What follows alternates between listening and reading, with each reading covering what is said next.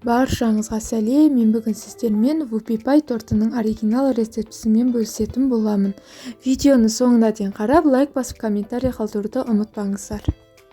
Ең алдымен ыдысымызға сары майымыз бен шоколадымызды салып, водяной баняда немесе микроволновкада ерітіп аламыз.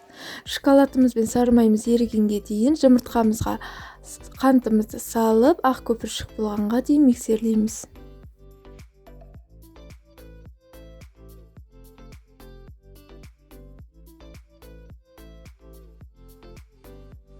Жұмыртқамызды миксерлеп болғаннан кейін еріген шоколадымыз бен сары майымызды салып, тағы да жақсылап миксерлеп аламыз.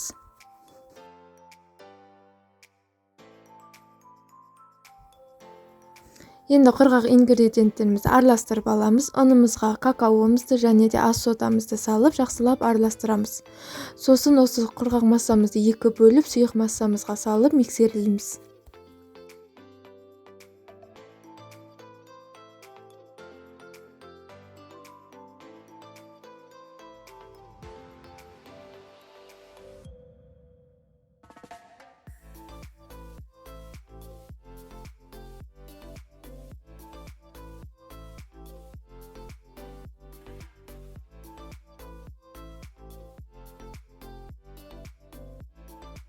Міне біздің тестамыз дайын. Енді пергамент қағазына формасы 25 сантиметрлік етіп домалақ сызып аламыз да келесі бетіне тестамызды құямыз.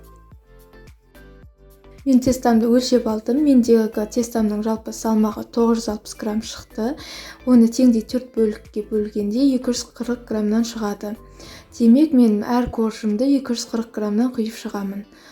Осылай барлығын өлшеп бірдей етіп бөлсеңіздер, корждарыңыздың қалыңдығы барлық корждарыңызда бірдей болып шығады.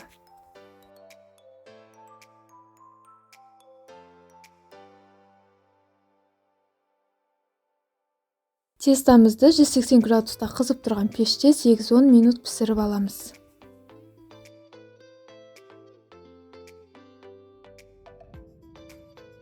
Сосын піскен корждарымызды осылай 25 сантиметрлік крышкамен немесе формамен кесіп аламыз.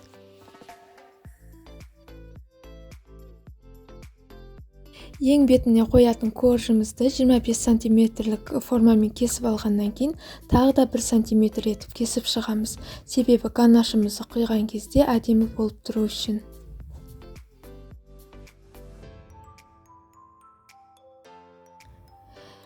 Енді кремімізді дайындайтын боламыз. Творожный сырымызға қант ұнтағын салып, жақсылап 30-40 секунд миксерлейміз.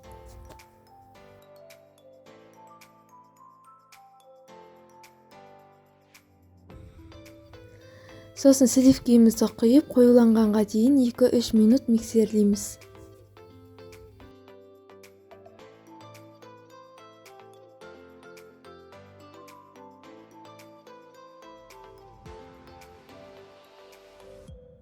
Міне креміміз осындай қоюлықта болуы қажет. Енді тортымызды жинайтын боламыз.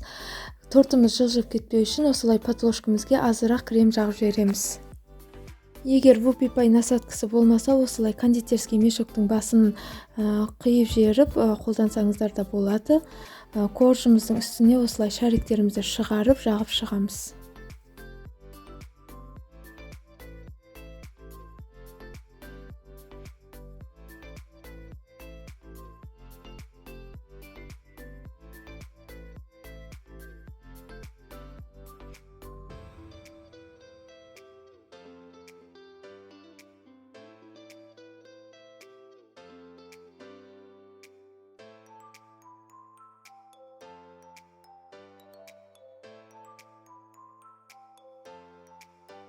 Ең соңғы коржымызға азырақ кремімізді жағып жібереміз де холодильникке 6-8 сағатқа қалдырамыз.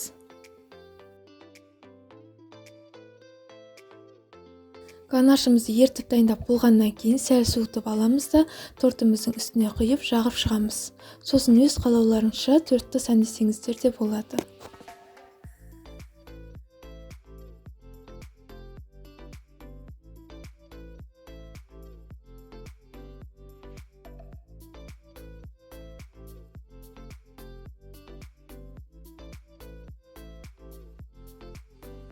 Міне осымен біздің тортымыз дайын, жасап көріңіздер.